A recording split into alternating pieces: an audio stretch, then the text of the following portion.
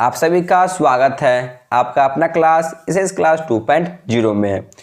तो आप भी बोर्ड की एग्ज़ाम की तैयारी कर रहे हैं, लेकिन परीक्षा में जाते वक्त आप ये गलती को बिल्कुल भी न करें। यदि आप इनमें से किसी गलती को करते हैं तो आपको बहुत सारा नुकसान हो सकती है, इसलिए इन सभी गलतियों से आप बचकर रहें। जैसे पहला गलती है, आपको ओएमआर शीट में जितना प्रश्नों का उत्तर देना हो उतना ही को भरें।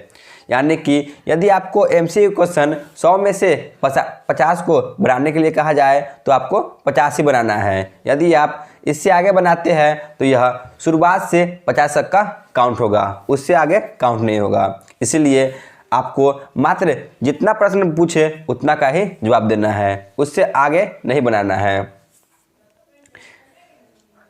आपको परीक्षा भवन में जेल पेन का उपयोग न करना है। यदि आप जेल पेन का उपयोग करते हैं तो उसमें जो उसका लिखावट होती है वह मोटा होती है, जिस कारण दूसरे पेज पर भी उग जाते हैं। इसीलिए आपको जेल पेन का उपयोग बिल्कुल भी न करना है।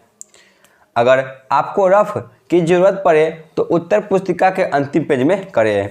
यदि आपको आवश्यक पड़े कि रफ पेज में हमें रफ करना है तो उसके लिए आप उत्तर पुस्तिका में देख सकते हैं। जो उत्तर पुस्तिका आपको मिलती है उसके अंतिम पेज में आपको रफ के लिए पेज दिया जाता है, तो उसमें आप रफ पेज लिख के या उसमें लिखा रहता है तब उसमें रफ करें, जिससे एग्जामिनर को आसानी से समझ में आ जाए कि यह रफ पेज है।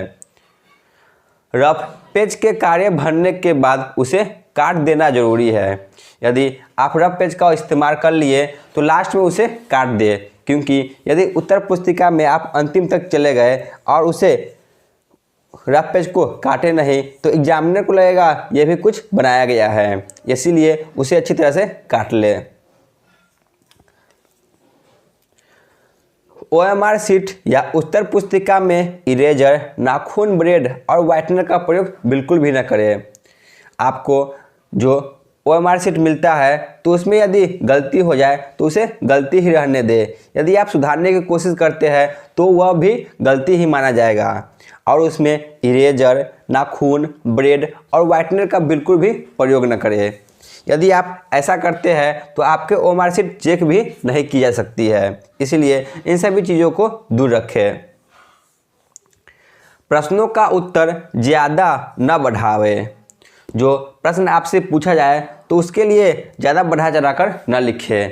जो पूछा जाए उसी के बारे में स्पष्ट लिखें, ठीक है ना। ज़्यादा बढ़ाने चढ़ाने से आपको उसमें नंबर कम मिलते हैं, क्योंकि एग्जामिनर समझ आते हैं कि इसको उतना याद नहीं है और यह अपने मन से बनाया है। इसीलिए जितना याद हो उतना ही आप अच्छी तरह से बनाएं, टू द पॉइंट। आपको अटेंडेंस शीट को जरूर भरना है।